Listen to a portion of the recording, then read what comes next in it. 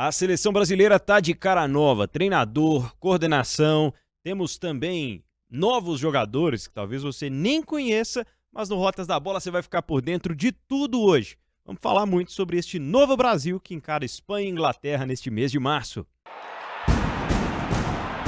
Tudo sobre o futebol internacional. Rotas da Bola. E aí, pessoal, tudo bem? Sejam bem-vindos a mais um episódio do Rotas da Bola. Estamos chegando ao episódio de número 121 do nosso podcast e o tema hoje aqui no Rotas é a seleção brasileira. O que vamos ver de diferente em campo, né? Já que temos comissão técnica nova, temos treinador novo e coordenadores novos, além desses jogadores diferentes que o técnico Dorival Júnior chamou. Eu sou o Pedro Abílio e comigo, como sempre, aqui na mesa do Rotas da Bola, o editor do Tempo Esportes, Frederico Jota. E aí, Fred, tudo bem? Tudo bom, Pedro. Preparado para uma data FIFA com um jogo relevante, né? Acho que a seleção brasileira tem tudo para mostrar se boa parte desses jogadores repetidos que foram convocados vão ficar ou não para o resto do ciclo. É um teste de fogo, é uma abertura de temporada diferente. Há muito tempo não acontecia isso. E é um teste de fogo também para quem está assumindo essa bucha aí, né? É verdade. É uma bucha Júnior, ou não é uma bucha? É bucha demais da conta, tá louco. Acho que é a maior bucha do futebol brasileiro atualmente. É treinar a seleção e treinar o Corinthians. São as duas maiores buchas do futebol brasileiro hoje em dia.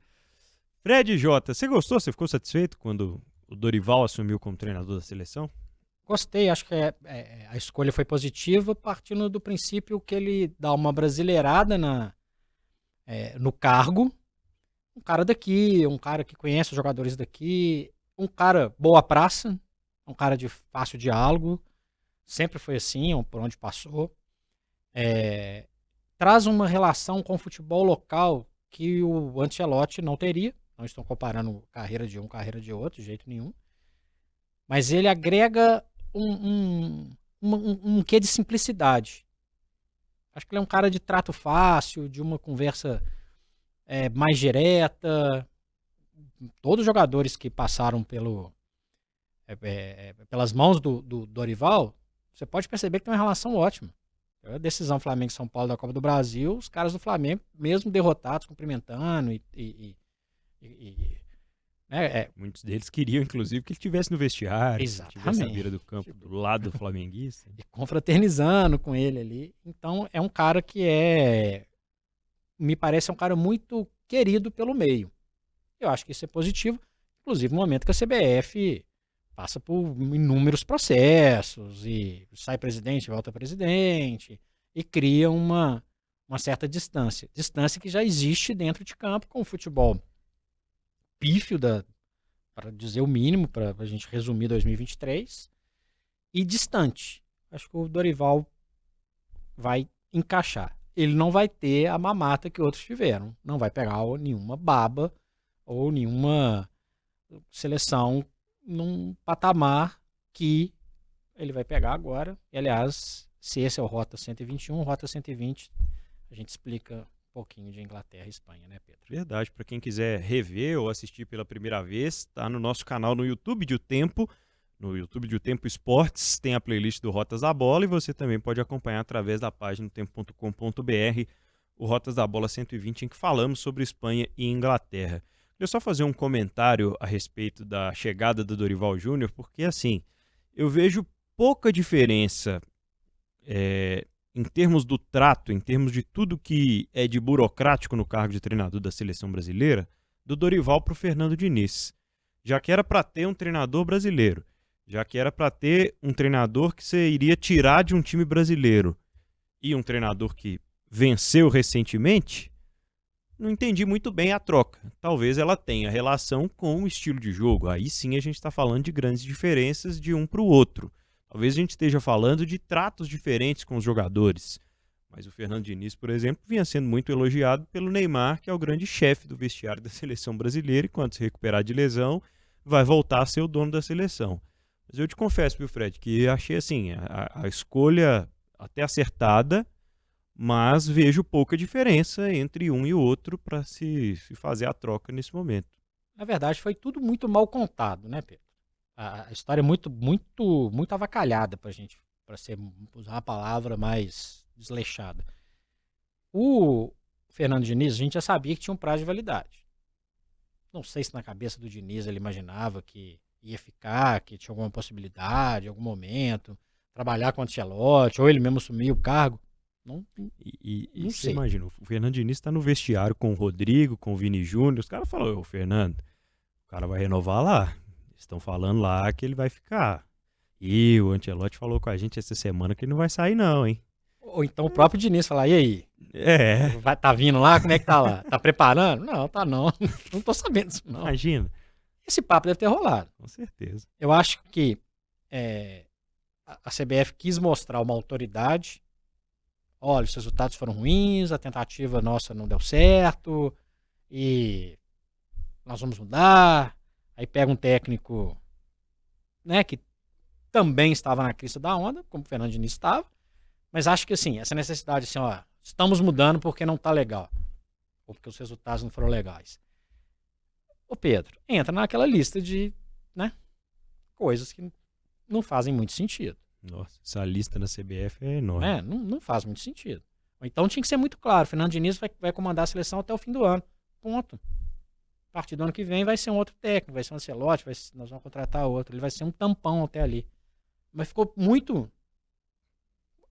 vago. Tudo é muito vago. Né? Lembrando que teve o Ramon Menezes nessa história ainda. Pois é. Bom, a CBF, o Fred falou, né, passa por alguns processos, inclusive com interferência do Supremo Tribunal Federal para anular as investigações que acabaram afastando o Edinaldo Rodrigues do cargo. Ele volta em janeiro a ser o presidente e faz essa movimentação toda na comissão técnica. Edinaldo voltando a ser presidente, o Brasil reinveste, né, as suas forças, a CBF, na verdade, né, não vou usar o Brasil, a CBF reinveste as suas forças na tentativa 2 de levar o Rodrigo Caetano, e dessa vez com sucesso, né, o diretor de futebol do Galo, e o Juan, né, ex-zagueiro do Flamengo, ex-zagueiro da seleção, da Roma e muitos outros, como o coordenador técnico. Cargos que mudam às vezes de um clube para o outro, mas é sempre a mesma coisa, né? Tem o diretor de futebol, que faz aquele contato externo, tem o coordenador técnico, que é o elo do diretor de futebol com o vestiário. Enfim, a estrutura é a mesma, e o Dorival ainda leva alguns membros da sua comissão técnica que estavam no São Paulo com ele. Essa mudança, Fred, toda em diretrizes, será que pode indicar uma modernidade, pode indicar, de repente, um caminho diferente para a seleção brasileira? Porque eu via isso mudando de forma muito lenta, aos poucos, com a seleção nos últimos anos. Se a gente imaginar que a seleção teve recentemente um presidente que ficou mais de 20 anos no cargo, não dá para ficar esperando processos muito longos de mudança, processos muito rápidos de mudança. Processos rápidos de mudança, inclusive na CBF, foram motivados por questões fora do campo, né? No comando. Senão ia ter presidente com 3, 4 décadas aí. Eu vejo o Rodrigo Caetano como um dirigente, um profissional de última geração. A gente acompanhou o trabalho dele de perto aqui no Atlético, é um trabalho de excelência. Teve erros, como qualquer outro tipo de trabalho, mas o trabalho dele é muito mais positivo e nitidamente os resultados estão aí. Na montagem, em renovações, em construção auxílio na construção, inclusive de estrutura para o clube. O Rodrigo Caetano teve um papel importante. Então ele me transparece modernidade e é muito importante. A relação, de maneira geral, com clubes é muito desgastada. E aí é importantíssimo também ver esse papel, porque a gente está falando de uma temporada que pode ter o Campeonato Brasileiro com 10 rodadas de Copa América no meio do caminho. Do turno, inclusive, né? Numa época péssima. E o Rodrigo Caetano falou assim que na entrevista coletiva da CBF, que não é possível aliar, né, a vontade com a realidade. E nisso aí o discurso não mudou. Se o cara é novo, o discurso é velho. Eu não vejo, assim, uma mudança no discurso em relação a isso.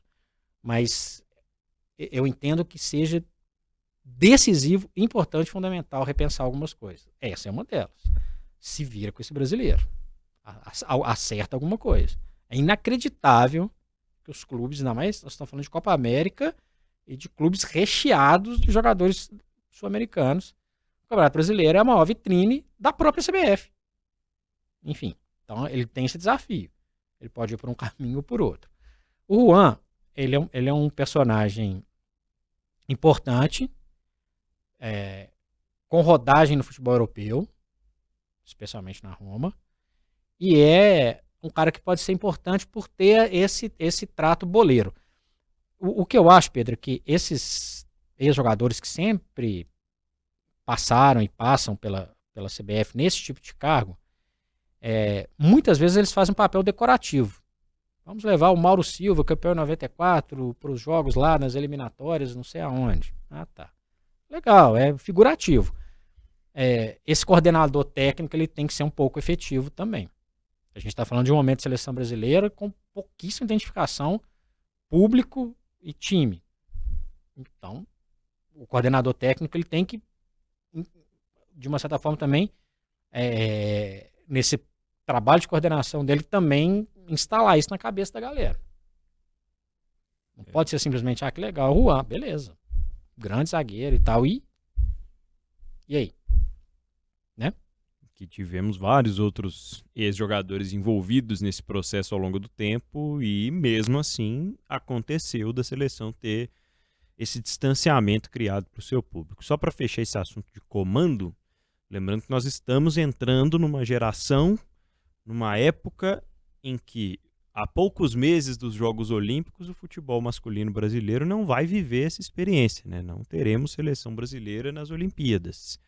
É algo que também parte desse comando, de alguma forma. Claro que é um comando diferente do Caetano para baixo, mas a presidência é a mesma. Ele sabe os motivos pelos quais a seleção não vai disputar, depois de um bicampeonato, alguma medalha lá em Paris. E assim, pode falar que fez de tudo para não se classificar. Né? E outra coisa, já falamos isso em várias edições do Rotas.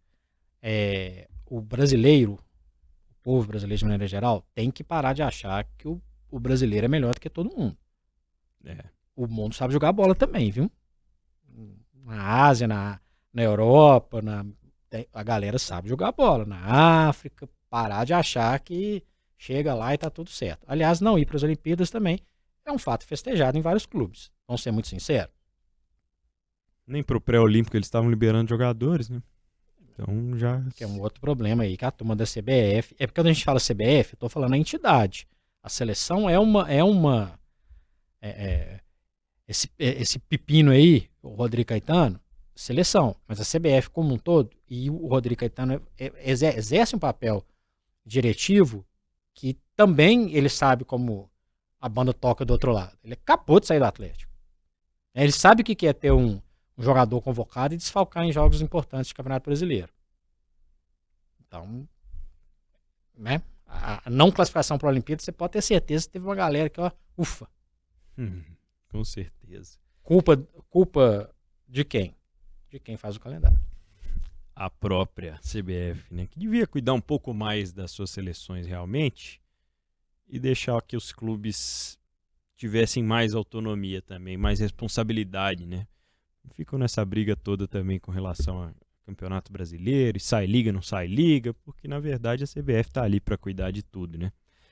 Enfim, pessoal, deixa eu falar da KTO.com para você que está acompanhando Rotas da Bola. Ganhar e perder faz parte.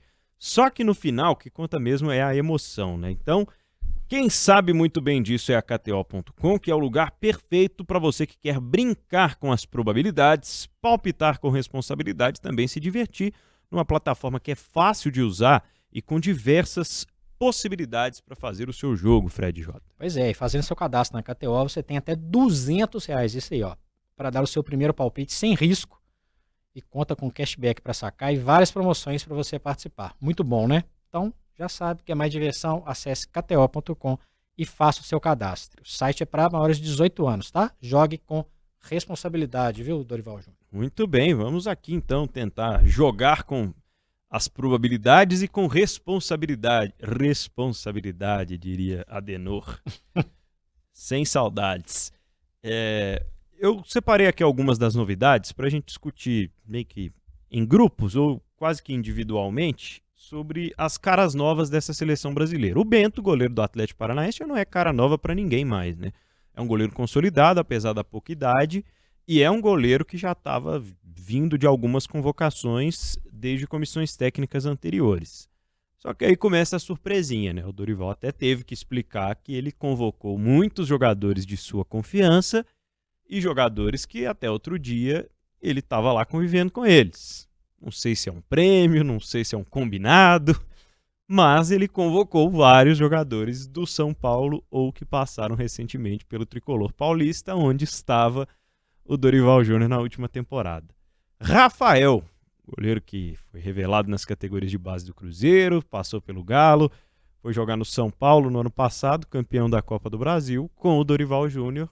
É a grande novidade no gol dessa seleção, Fred.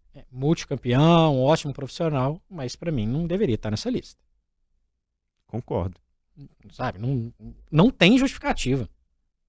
Até pelo início de ano que o São Paulo faz também. Pedro, o momento todo mundo espera uma renovação. O titular é o Ederson. Sim. A gente já percebe que o Everton já começa a ser uma carta fora do baralho. Que é algo que eu não concordo também. Apesar de eu achar um ótimo goleiro. E o Alisson tá machucado. Então tá, entendo. O Bento é a projeção. Futuro. Agora, quantas vezes a gente viu jogadores sendo convocados, já que não vai levar o Everton, por exemplo, não tem nenhum goleiro mais novo, por exemplo, para ganhar um pouquinho de rodagem. Inclusive, recentemente, todos fizeram isso. Sabe? O Rafael ele não vai ter uma carreira longa na seleção. Ele não vai ser o titular, né? É um bom goleiro, mas não é um goleiro neste momento da seleção. Beleza, é um cara de grupo, a gente sabe disso, é um cara que entende o comando, né? O Rafael foi reserva do Fábio um tempão, depois foi reserva do Everson no Atlético e levou isso de maneira muito profissional. Mas a seleção, neste momento, sinceramente não vê sentido. Aliás, eu falei do Everson aqui, fez um 2023 espetacular. É mais novo. Também não era, não acho que seria. Estou citando um exemplo aqui. Mas para mim já estaria na frente do Rafael. Exatamente. Sinceramente. Tinha outras opções, né? Inclusive levar um menino para ter uma rodagem. E sei lá, acho que de repente até para jogar também. São amistosos, né? Mas enfim, como ele tem que preparar o time dele, ele provavelmente vai usar o Ederson, que a gente sabe que vinha sendo já titular com o Fernando Diniz. Na zaga, ele convoca o Beraldo e elogia muito na entrevista coletiva o zagueiro de 20 anos. Agora está sendo até titular no Paris Saint-Germain, né? Estreou na Champions League, tem jogado no Campeonato Francês no último mês, em fevereiro, ganhou mais alguns minutos. E até outro dia era uma revelação do São Paulo. Ele também leva o Murilo do Palmeiras. Zagueiro, campeão brasileiro e multicampeão com o Palmeiras nos últimos anos. Você achou convocações justas, Fred? O Beraldo, ele entra no pacote do Bento, né? É um pacote de futuro, mas o futuro já está bem mais estabelecido. Já foi para a Europa.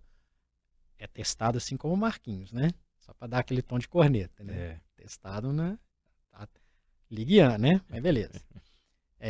E o Murilo fez um baita campeonato brasileiro. Aí vale o teste. É bem legal. Aí, ok. E aí a visão de quem tá aqui vendo, né? Aí é o cara que acompanhou o Campeonato Brasileiro. O Murilo jogou muito. Se bobear, jogou mais do que o Gustavo Gomes no Campeonato Brasileiro. Falando da dupla do Palmeiras. Esse vale. Jogador rodado, jogador experiente. Agora, a tendência é que talvez que nenhum dos dois jogue, né? Mas isso é uma outra conversa. É verdade. Bom, aqui temos um trio da Premier League, como a gente sempre fala do campeonato inglês aqui, interessante a gente falar sobre esses jogadores, né? O Andreas Pereira já foi convocado em outras oportunidades, né? Um jogador que recentemente recusou um novo convite da seleção belga e tá jogando bem no Fulham.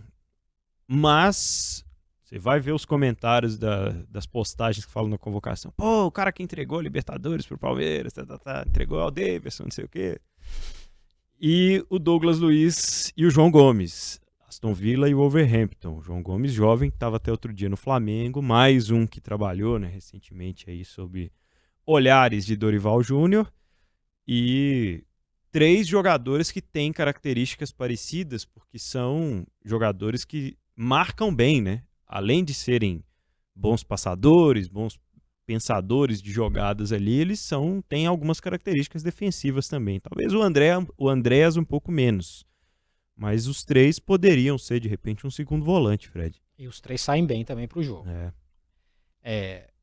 O Andrés Pereira, inclusive, já foi testado na seleção com uma passagem discreta. Com o Tite ainda, né? Discreta, bem Sim. discreta. Muito bem no Fulham.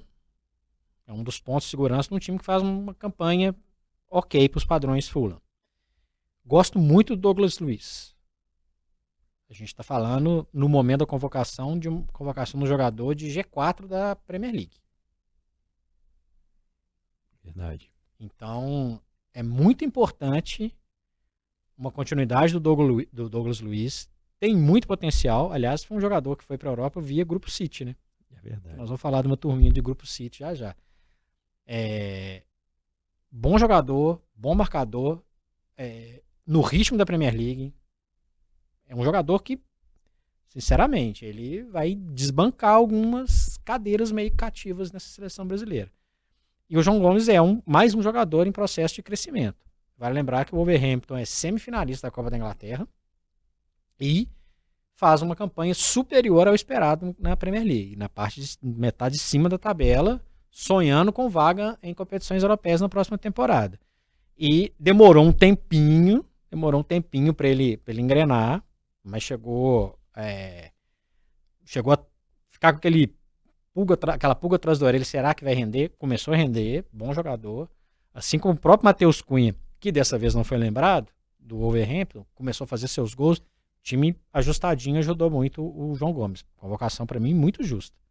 Bom, nos meias criativos, o Dorival volta a convocar o Paquetá. Fernando Diniz já tinha explicado, né, que enquanto as investigações não mostrassem alguma coisa para a CBF sobre o suposto, né, envolvimento do Lucas Paquetá em algum esquema relacionado à aposta esportiva lá na Inglaterra, ele continua jogando pelo West Ham, a seleção agora volta a convocá-lo. O Paquetá também faz uma boa temporada pelo West Ham, aliás, terminou, né, a temporada de 2020, terminou em 2023 bem e deu sequência continuando, né, para um 2024 bom também.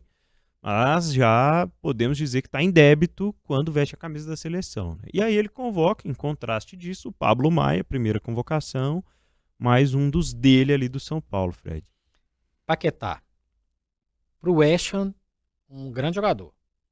Inclusive ele ficou machucado um tempinho nessa virada de ano e o Clube de Londres não ganhou. Foi ganhar quando ele voltou. Um jogador importante para o West Ham. Para a seleção, vou repetir o que eu já falei 500 vezes. Um jogador ok. De repente seria uma opção, né? Não vejo o Paquetá titular da seleção. Também não. Hoje. Eu não vejo o Paquetá como um extra classe. É um bom jogador. Bons jogos no West, uma experiência europeia. Mas... E normalmente... Não no número, né? Mas... Colocam a 10 para ele, né? A função do 10 ali... Para mim é muito pro Paquetá, titular da seleção. Bom jogador, pode estar no elenco. E o Pablo Maia, para mim, uma aposta. Uma aposta. Como poderia ter milhões de apostas mais ou menos no mesmo nível. Mas foi um jogador importante na conquista da Copa do Brasil e está sendo premiado por isso, alguém que conheceu ele de dentro do vestiário. Aposta. Muito difícil pensar em continuidade para esses jogadores. Para alguns desses jogadores, né, que estão sendo convocados pelo Dorival Júnior, até porque a gente não sabe muito bem, né, até quando, de que forma. O próprio Dorival falou, né, apontando para os jornalistas na entrevista coletiva, vocês me ensinaram que o futebol brasileiro é meio imediatista, né, então não sei para quando vai ser esse planejamento. A dupla do Girona, né, Fred, o Ian Couto, lateral direito, e o Savinho, jogadores que fazem parte da equipe que é sensação de La Liga. Eu vejo o Savinho um pouco à frente do Ian Couto nesse sentido, né, de ser um jogador um pouco mais preparado para receber essa chance do teste. Mas, por outro lado, o Ian Couto já recebeu o teste, né? E não teve uma resposta muito boa a primeiro momento, só que quem teve, né? Nos últimos amistosos da seleção. Então tá aí uma nova chance para o Ian Couto e diante das opções, né? Eu acho que tá justo pelo que tem feito o Girona. O Ian Couto ficou muito marcado, né, recentemente, pela derrota para o Real Madrid no Espanhol, em que o Vinícius Júnior estava jogando ali em cima dele, né? E foi um desastre, foi uma tragédia. O Ian Couto, inclusive, eu vejo como um lateral muito mais ofensivo do que defensivo. E muita gente criticou por essa atuação. Mas pegar a linearidade das atuações dele no Campeonato Espanhol até aqui, eu acho que tá bem feita essa convocação dele. Justa. Jogou numa seleção desorganizada, para dizer o mínimo, quando ele foi testado. Esse jogo aí que você se referiu contra o Real foi o jogo que decidiu o Campeonato Espanhol, né? Basicamente. Foi um baile do Vinícius Júnior para cima dele. Mas tem seus méritos. É uma posição que dá carência gigantesca. Então ele tem que ser um pouco esperto também. É a chance de ouro dele. Um bom desempenho contra a Inglaterra e contra a Espanha, a não ser que, assim, eu não estou imaginando que o Danilo vai ser o titular. Imaginando. Entendi. Tô pensando que ele... Né, o Danilo ele não é lateral no time dele. Mas enfim. Então, assim, vou repetir a frase. Boas atuações do Ian Couto podem garantir a ele uma vaguinha numa região aí que não anda nem um pouco, mas nem um pouco confortável em termos de opções. Já o Savinho, muito merecido, e é um salto na carreira desse menino impressionante, né, Pedro? Nós estamos falando de 2 meses em que ele foi contratado pelo Manchester City e vai estrear na seleção brasileira. Só isso. Apenas, né? Apenas. Muito jovem, né? Muito promissor. Um cara mais da beirada, né? De campo, mas tem mostrado até alguma versatilidade nesse sentido. Aprendeu a fazer gols. Pelo Girona e feito alguns gols também. Até me esqueci de anotar aqui sobre o Wendel, né? Lateral esquerdo do Porto, que também foi lembrado pelo Dorival Júnior. Jogador de 30 anos, que também é uma das surpresas dessa convocação aí, né? Surpresa em um outro setor que tá completamente vago. Completamente vago. Os últimos testes feitos pelo Fernando Diniz não deram certo. Completamente vago. Ele vai na experiência de um jogador que já tem uma rodagem de Europa, um jogador que pode agregar nesse sentido. Agora, essa abertura da era Dorival chega, entre aspas, sem lateral. Ele não tem uma garantia ali de quem que vai ser. O outro é o Ayrton Lucas, né? Outro que o Dorival conhece bem, jogador do Flamengo. Dos atacantes, Fred, uma dúvida que eu fiquei quando eu bati o olho na lista, assim, porque o Richarlison, beleza, ele tá vivendo uma fase melhor, começa o mês de março até lesionado, né? Mas o Dorival aposta que ele vai estar em condições de enfrentar a Espanha e a Inglaterra, vivendo um 2024 bom, em que ele volta aos planos. O Tottenham vive uma temporada em que depende um pouco mais, né, nos últimos jogos, do Richarlison, depois que ele deu aquela entrevista falando que precisava cuidar melhor da saúde mental. Aparentemente o Richarlison recuperou a confiança e acho que já vi momentos da carreira em que ele foi um jogador mais agudo, mais 9, mais centroavantão. A outra opção nessa lista dos convocados seria o Endrick. Como é que você vê isso, Fred? Se ele quiser jogar com um jogador um pouco mais de área, o Endrick nem é esse cara mais de área, assim, né? Das antigas. Mas eu iria com o Endrick. O menino é muito acima da média. Ele é um jogador de conclusão primorosa. É um jogador que pode sair do... O Richarlison é mais duro. E o Endrick, ele dá uma mobilidade ali um pouco diferente. Eu acho que chegou a hora de renovação. É uma hora de pensar num atacante com o perfil do Endrick, que aliás é um perfil, comparando aqui aleatoriamente, é um perfil Romário. Baixo, atarracado, habilidoso. Só que o Romário jogava um pouco mais parado. Mas eu iria com uma coisa diferente. Vamos Porque ver se... pelos lados a gente já sabe quem que vai jogar. Então, Vamos fazer o teste aqui então para ver como que seria essa coisa diferente da seleção. Dorival Abílio e Frederico Júnior. Vamos escalar aqui então com base na convocação da seleção brasileira.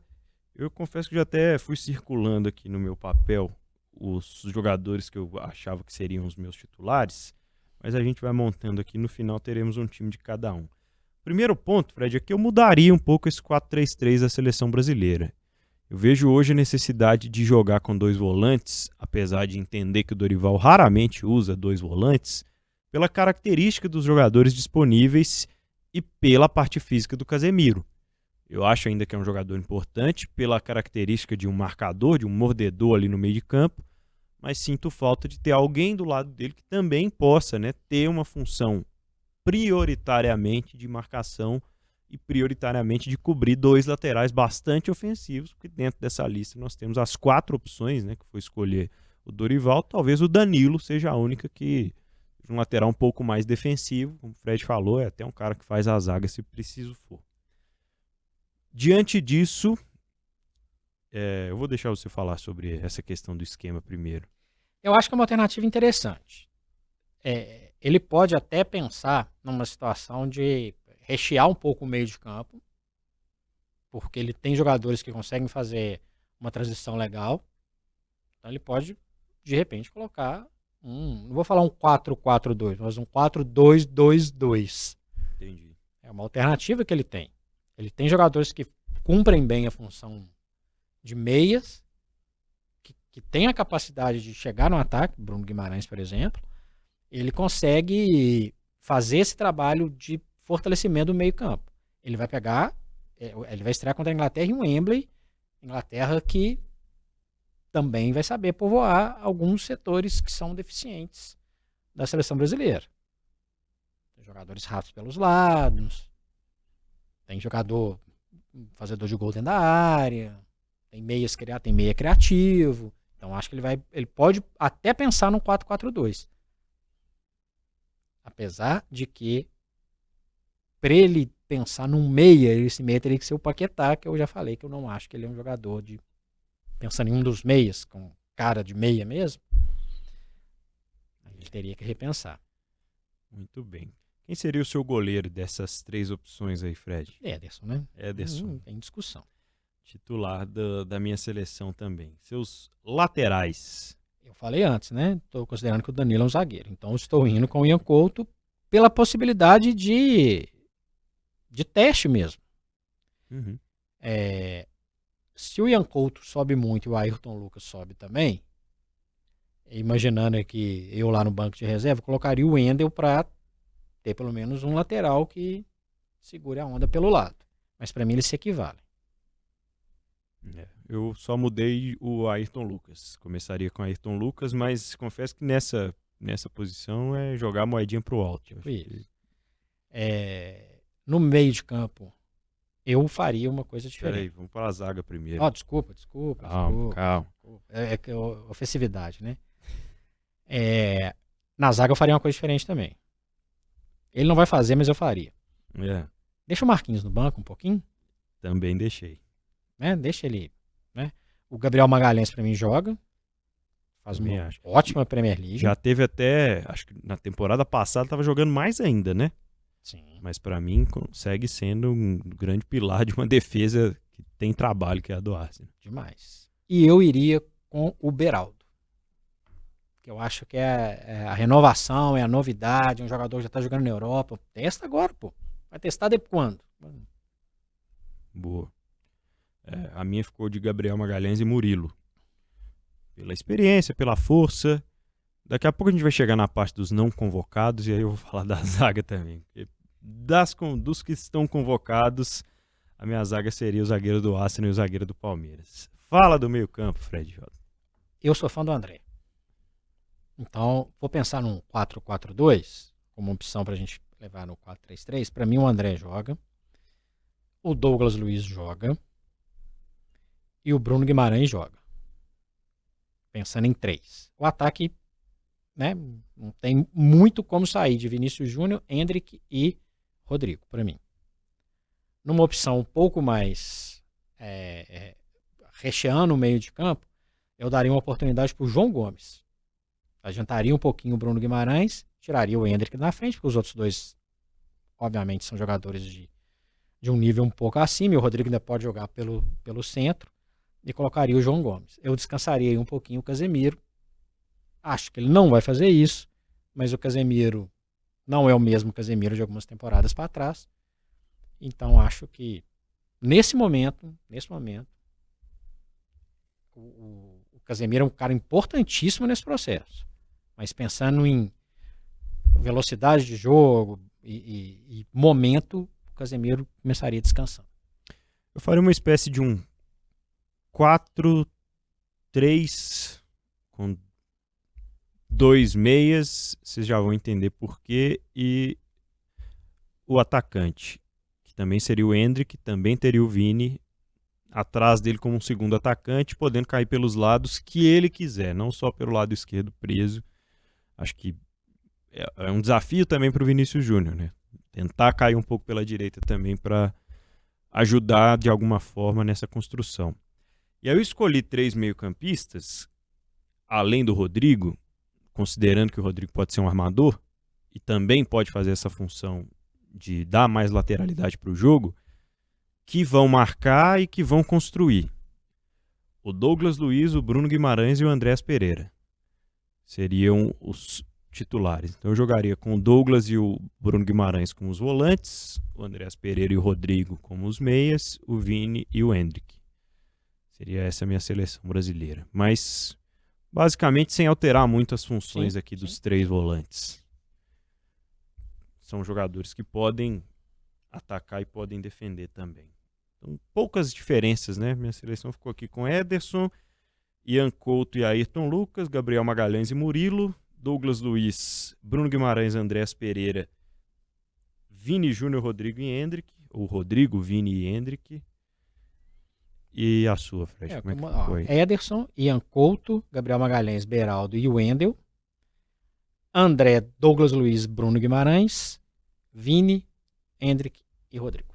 Muito bem, veremos o que vai fazer o Dorival Júnior aí diante dessas opções. Sentiu falta de alguém, Fred, na convocação do Dorival? Cara, ele tinha possibilidades de mudança de uma vertente muito rápida, assim, eu acho. Ele poderia fazer um grande estrago, né? Não levar o Danilo, não levar o Casemiro, não levar o Paquetá, Marquinhos, o Richarlison. De maneira geral, eu não vou ficar cornetando ele, faltou A, B ou C. Porque eu acho que está dentro de um panorama geral que o futebol brasileiro pode apresentar para ele. Porque eu acho que são coisas... É muito pontual ainda a gente vai tentar entrar na cabeça do Dorival Júnior para falar, esse aqui poderia entrar. Então, eu vou dar um voto de confiança em relação a essa lista dele. Boa. Quem não vai entrar, a gente pode falar. Quem eu acho que não deveria estar aqui é outra história. Mas eu vou dar um voto de confiança. Mais do que imaginar que um ou outro jogador ficou fora. Até porque, especialmente falando do futebol brasileiro, onde que ele poderia tirar algumas peças, o ano é muito... O prazo do início do ano é muito curto para ele, né? Para avaliar. Pra ele cravar ainda. Então, beleza, faltou ninguém não, tá, Dorival? Agora Sobral já...